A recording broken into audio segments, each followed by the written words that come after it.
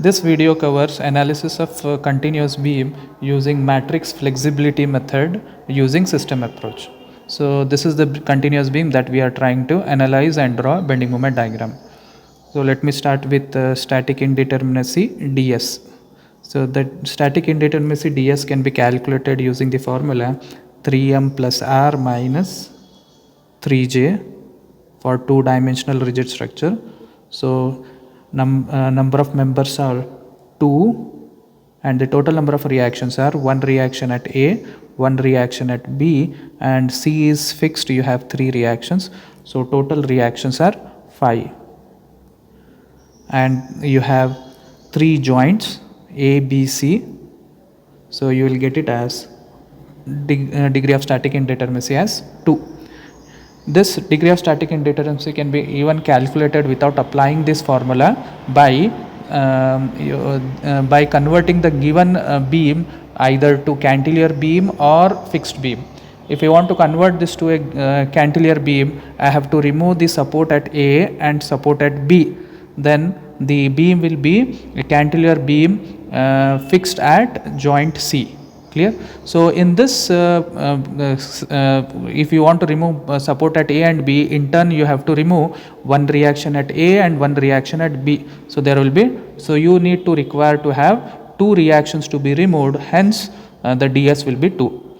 Other ways also, you may even convert this the given continuous beam to simply supported beam. To convert this to simply supported beam, I have to remove the moment at, I have to release the moment at B and I have to release the moment at C. So then if I remove the moment at B, it will be converted to a simply supported end at B, and if I remove the moment at C, release the moment at C, it will be converted to a simply supported. So it will be 2 different simply supported beams. So in turn I have to remove how many reactions? I have to remove moment at B and I have to remove moment at C. So hence ds is equal to 2. So for one way is you need to have, you may take by removing, you may convert this by removing the reaction at B and reaction at C, right? So if you remove the reaction at B and reaction at C, it will be converted to a cantilever beam, and if you remove moment at B and moment at C, it will be a simply supported beam. So these reactions, so hence you require 2 to be released, hence ds will be equal to 2. So this is how, without applying formula, you can even calculate the degrees of freedom, degrees of static indeterminacy. So this reaction R1, R2, which I am trying to release it or remove it to convert to a basic determinate structure, either a cantilever beam or if simply supported beam.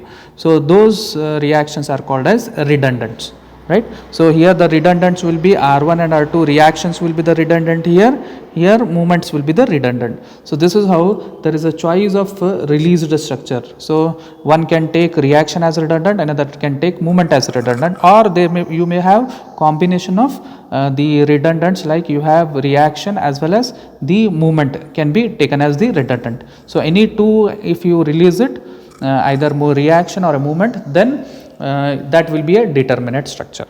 Clear? So now we'll solve this. The easier way is to get the problem solved by taking movement as redundant, with which you can calculate, determine, you can analyze the continuous beam. Now this problem will solve it by taking movement as redundant. So let MB, I will take moment at B and moment at C as redundant. Let MB and MC be the redundants.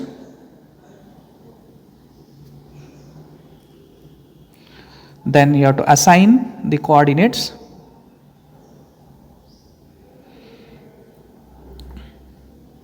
As shown in figure.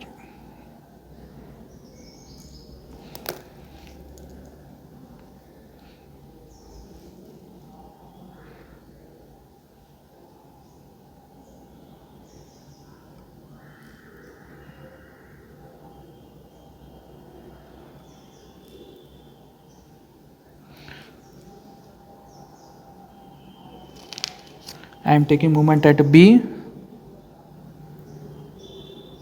This is movement at B. You have MBA and MBC. This is A, this is B, this is C. So you have MBA and MBC. So this is sagging movement direction, coordinate number 1, and I am taking movement at C. So this is, I am taking it as hogging. So this member, BC member will deflect upward. So this is coordinate number 2. Coordinate number 1 corresponds to MB, movement at B, and coordinate number 2 corresponds to MC, that is movement at C. So either you can show the direction for movement at B, either this, which is hogging, or either this, which is sagging. You cannot show it like this. You cannot show it like this, right? So either you can take it hogging or sagging. So this is because you have B is intermediate joint, you have MBA and MBC, right? So these are the coordinates. Now the second step, this is the first step to determine the static indeterminacy. The second step is you have to determine displacements due to applied loads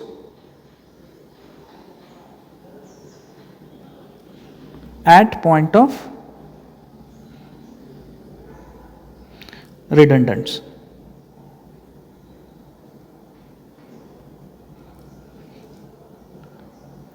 So it is delta L matrix, right? Now this delta L matrix you can determine either by applying moment area method or conjugate beam method or any of the methods, right?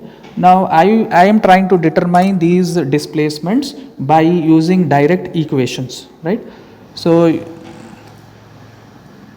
very first is delta 1L. So what is delta 1L? Delta 1L is displacement at 1 due to the applied loads. What are the applied loads? The applied loads are, you have a point load here at AB span and you have UDL at BC span, right? Now due to these applied loads, the member deflects like this. The member deflects like this, and you have displacements here. So you have theta A here, theta AB here, theta BA, theta BC, and theta CB. This is theta CB. So I'll just draw it separately. So I will show it like this.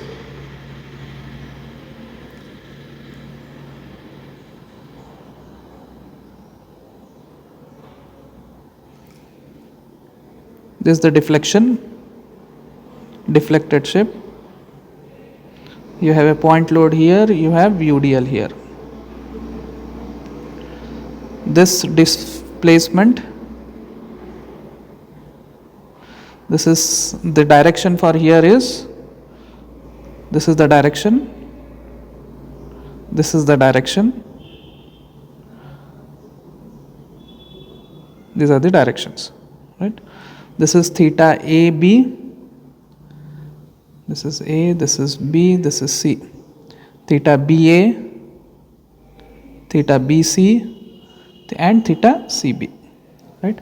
So delta 1L is, so delta 1L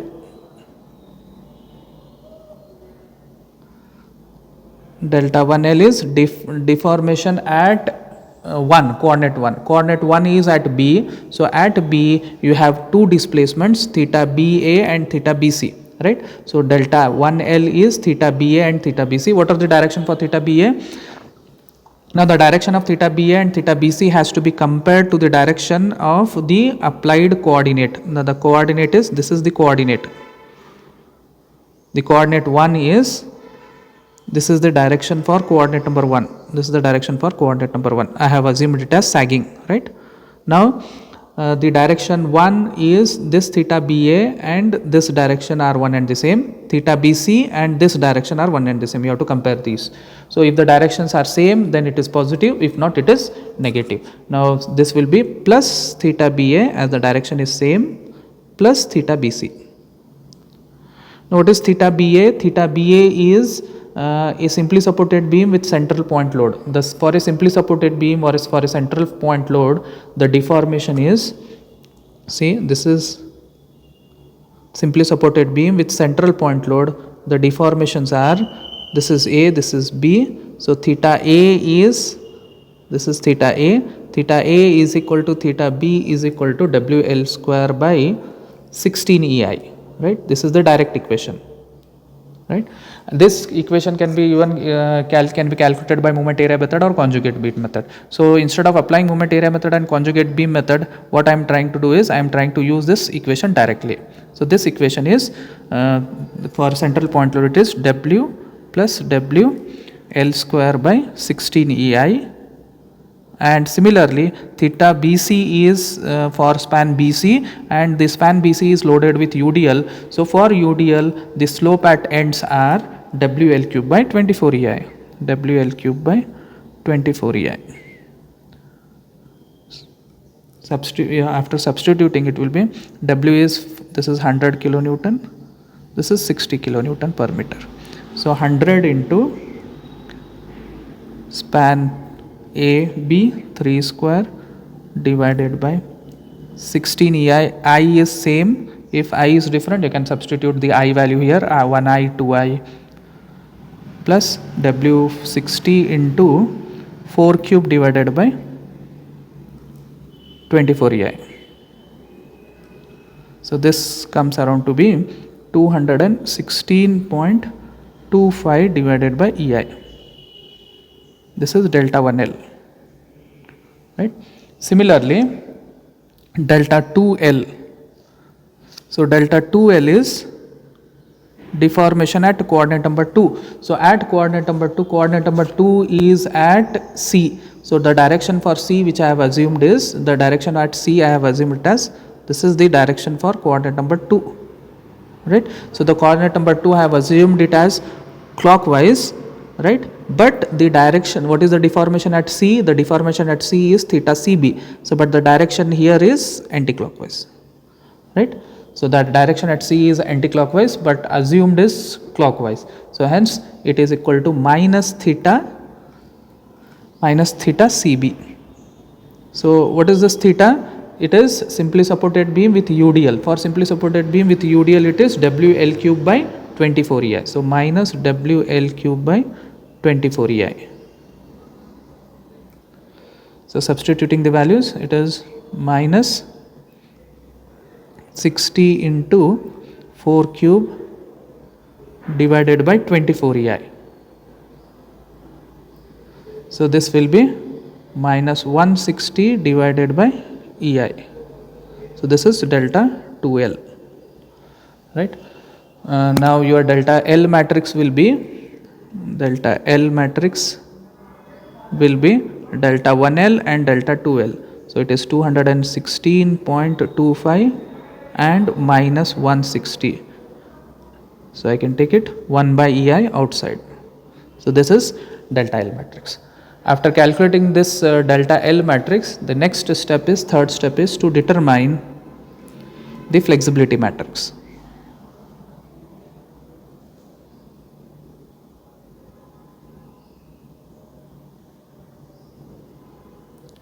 Now this flexibility matrix can be determined by applying unit load. So in stiffness for determining stiffness matrix, we gave the unit deformation and calculated the forces developed. Now here in flexibility, we have to apply unit load and calculate the deformation. So the first column is, so to determine the first column of the matrix, you have to apply unit load, at coordinate 1 and determine displacements at coordinate 1 and 2.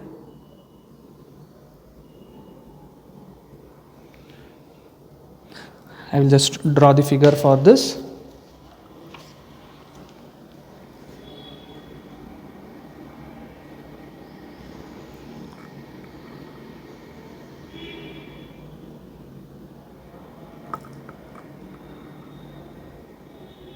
Our release structure is two simply supported beams. So this is A, this is B, this is C, right? Now 1, I have to apply unit load at coordinate 1. Coordinate 1 is, the direction is, this is coordinate 1, the direction is the sagging moment. So this is sagging moment. This is coordinate 1. This is 1.0. Now if I apply a sagging moment here, the beam deflects like this. The beam deflects like this. This is the deformation, right? This is theta. The direction here is clockwise. This is anti-clockwise. This is clockwise. This is anti-clockwise. These are the direction. This is theta AP, theta BA, theta BC, and theta CB. Right? Now, very first is delta 1 1. Delta 1 1 is deformation, displacement at coordinate number 1 due to unit load at 1. This is unit load at 1 figure, and you have to determine the deformation at 1. So the deformation at 1 is coordinate 1 is at B. So this is coordinate number 1 at B. So at B you have to determine the deformation. So the deformation here are two deformations here, theta BA and theta BC. But the direction for theta BA, this is anti-clockwise. This is also anti-clockwise. Same. This is clockwise. This is also clockwise. So the applied applied coordinate direction and the direction of the deformation of the released structure are one and the same. Hence it is positive. So plus theta BA plus theta BC. So now I will apply direct equation here. It is a problem of a simply supported beam with a end couple, right? So if I apply a end couple M for a simply supported beam, so that the deformations are, this is the deformation, it is A, this is B, theta A and theta B.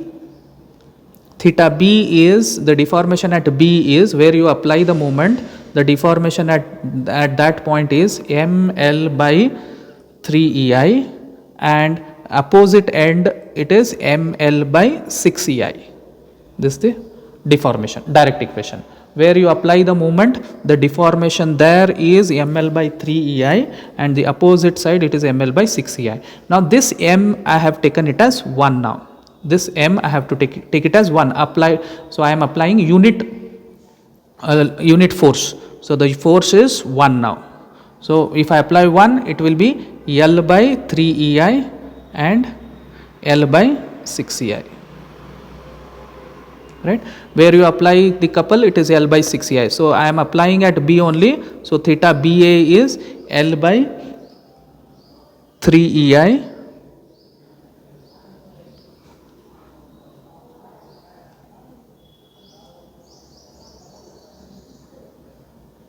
it is L by 3EI, it is positive. This is for member theta BA. Theta BA is member for AB, right? Plus theta BC is L by, I am applying the couple at B only, it is L by 3EI, right? This is for member BC.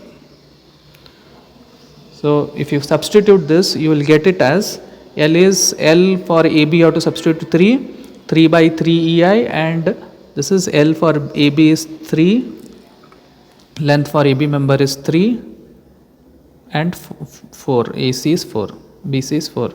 3 by 3EI, I is same, so substitute I, plus L by, this is 4 by 3EI. So this will be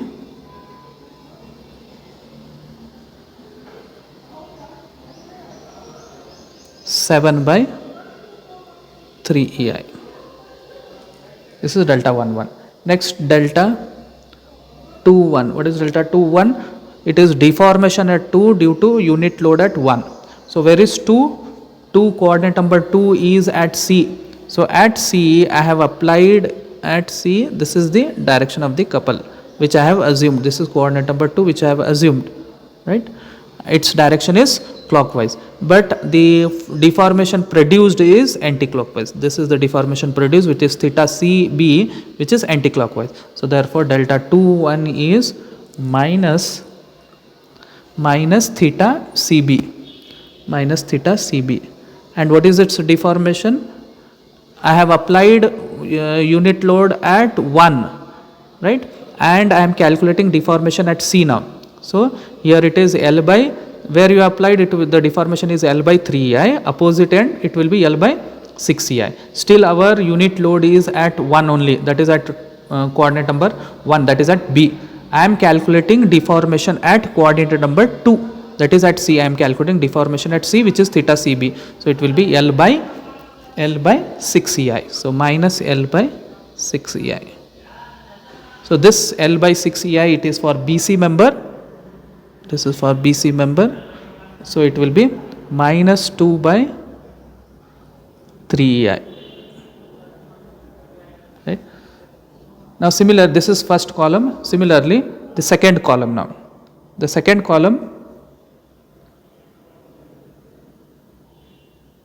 can be determined by applying unit load at coordinate number 2 and determine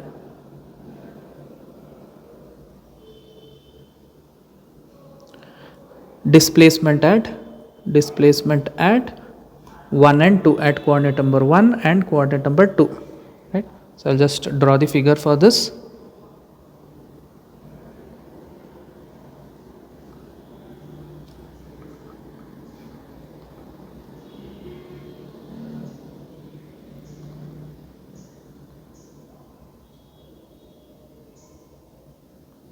Coordinate number 2, this is coordinate number 2, which I have assumed it as hogging, that is clockwise I have assumed, right?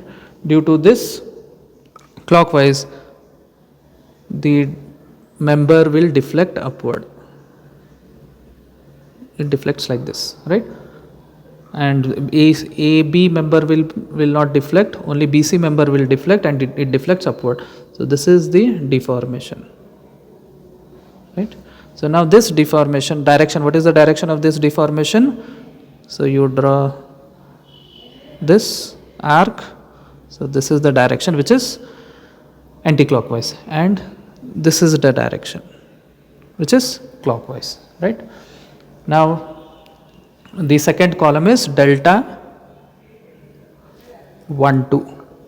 So delta 1 2 is deformation at 1, displacement at 1 due to unit load at 2. This figure is unit load at 2. So this is 1.0. Right? This is 1.0. Deformation at 1 due to unit load at 2. So where is 1? The deformation, I am calculating deformation at 1. Where is 1? Coordinate 1 is at B. So I have to determine deformation at B. So this deformation at B is theta BA, which is 0. There is no deformation for AB member. Only you have theta BC. Now this theta BC, I have applied direction for coordinate number 1 as, this is the coordinate number 1 direction. This is the coordinate number 1 direction, right? So the direction is the coordinate 1 direction. This is clockwise, but the produced deformation is anti-clockwise. So this is anti-clockwise. Therefore, this direction is negative. This is the negative direction, minus theta BC. So this minus theta BC is, I have applied unit load at 1. So I had applied at C, I have applied unit load at C, which is 1.0. So there the deformation will be L by 3 EI, and the other end the deformation will be L by 6 EI. Right? So the deformation, I want at deformation at B now, theta BC. So it is minus L by 6 EI, and this is for member BC. So if we substitute this for member BC, it will be minus 2 by 3 EI, right? And this is equals to delta 2 1. Delta 1 2 is equal to delta 2 1. Similarly, delta 2 2 now. delta 2 2 is deformation at 2 due to unit load at 2. So this figure still is unit load at 2. Now I am calculating deformation at 2 only. Where is 2 is at C. So I am calculating deformation at C. So at C the deformation is theta CB, right? At C the deformation is theta CB, and what is the direction of this theta CB? It is clockwise, and the direction for coordinate of 2 is also clockwise. So therefore it is plus theta BC. So what is this theta BC? Where you apply it is L by 3EI, and other end it will be L by 6EI. So it is L by 3EI for member BC. So this will be 4 by 3EI. So you have arrived with all the elements of the flexibility matrix. Therefore the final flexibility matrix delta is 7 minus 2 and 4. So I will take it 1 by 3EI outside. So this is the final flexibility matrix. So this is the third step. After determining the flexibility matrix, now you can calculate the redundant force, unknown redundant force, fourth step. So in the stiffness method you have calculated the unknown displacement. Now in the flexibility you will be determining the unknown redundant value. Whatever you have chosen the redundant value, that redundant value you will get it here.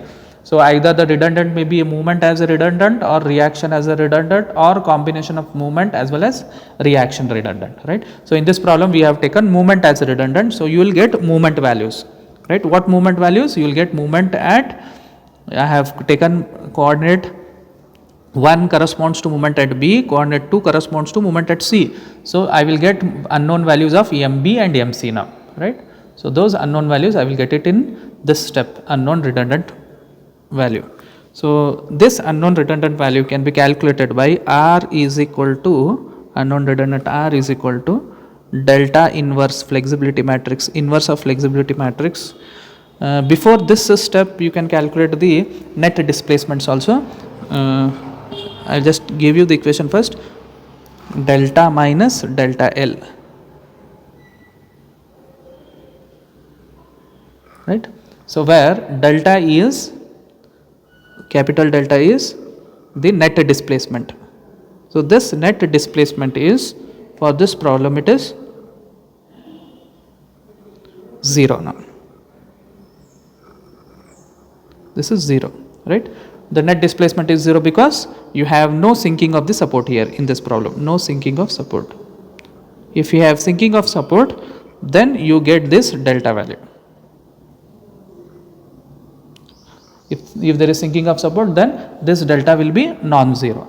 Now this delta is 0. This delta is 0 now, right? When this delta is 0, your equation will be R is equal to minus of delta inverse into delta L, minus of delta inverse into delta L. This is the equation now. Now substitute. So delta inverse will be delta inverse 1 by 3 EI, delta value is 1 by 3 EI matrix 7 minus 2 4 inverse of this into delta L 216.25 and minus 160 into 1 by EI. Right.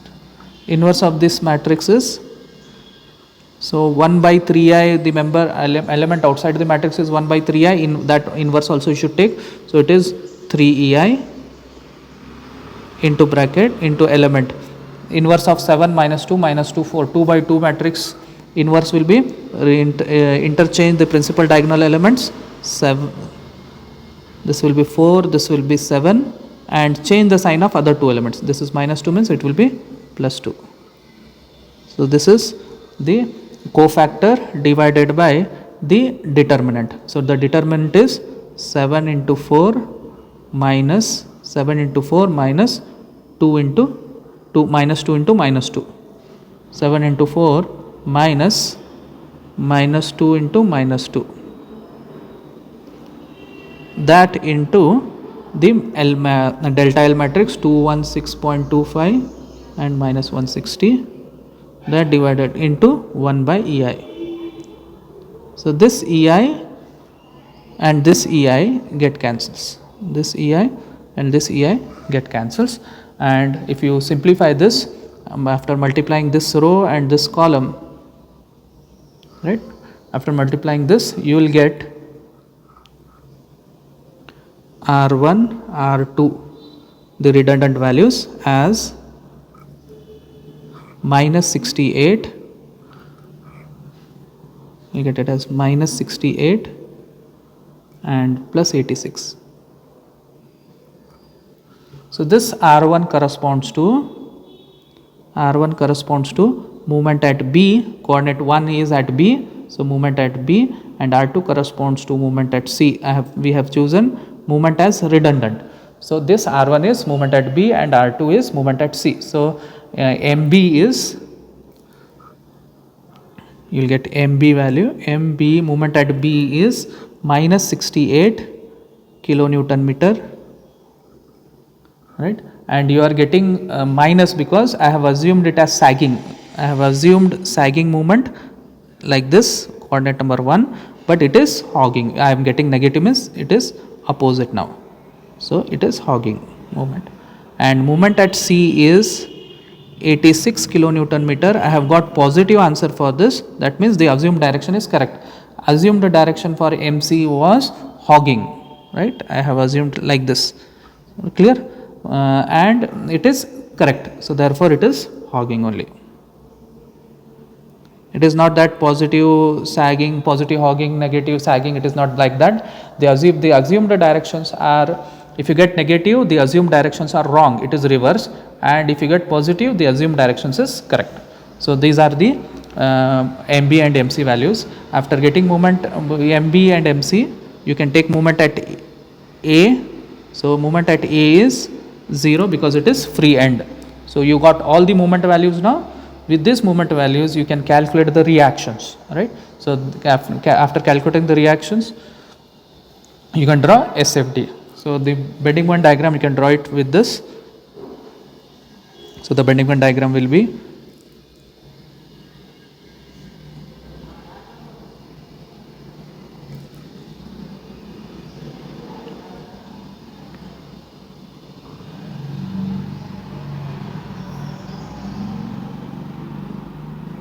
first to draw the free bending moment diagram. This is point load. So free bending moment diagram, this is free bending moment diagram. That means you have to treat each span as simply supported beam and draw the bending moment diagram. So this will be WL by 4 and this will be WL square by 8, right, and then overlap with the fixed bending moment diagram. These whatever the values you have got, these are the fixed bending moment values. So moment at A is 0, it is free end. Moment at A is 0, this is moment at A is 0.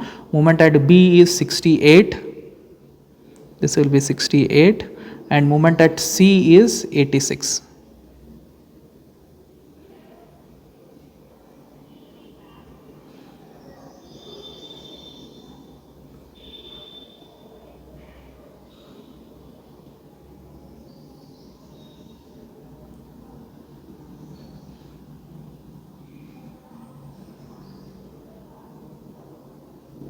Right. So this is the fixed bending moment diagram. You can calculate the values of WL by 4 and WL square by 8. Then the hatched portion will be the actual bending moment diagram.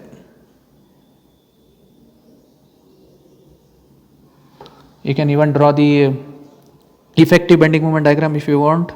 So the effective bending moment diagram will be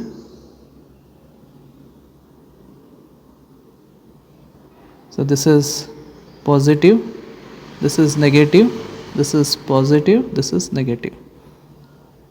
So this is zero bending moment, point of zero bending moment, this is 0, this is point of zero bending moment, this is point of zero bending moment, alright. So you have positive, I will draw positive upward,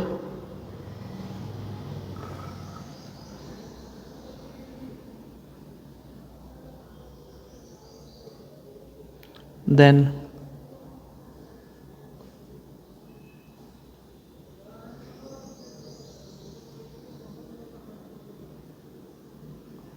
this is negative,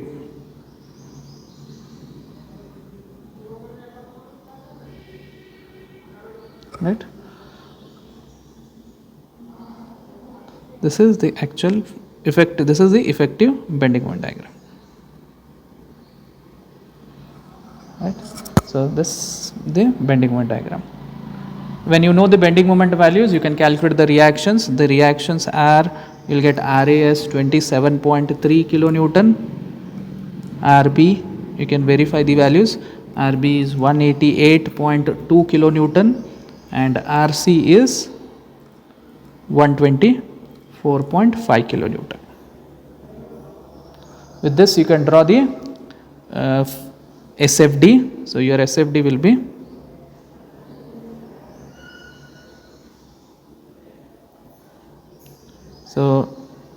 reaction. You have a reaction here upward, RA is 27.3, this is 27.3. Up till here there is no force. So up till here you have 800 kilonewton load. So it is downward. So this is 27.3 minus 100, 27.3 minus 100. Up till here there will be no load. Then you have reaction at, this is A, this is B. You have reaction at B upward. So 27.3 minus 100 into 27.3 minus 100 plus 188. This is 27.3 minus 100 plus 188.2. Then up till here you have UDL. So the distribution diagram is this, and upward 124.5. So it will reach up till here. So this is positive, this is negative, this is positive, this is negative. So this will be 27.3. So this is the reaction at C, you will get 124.5. So this is the actual, the shear force diagram. This is the shear force diagram.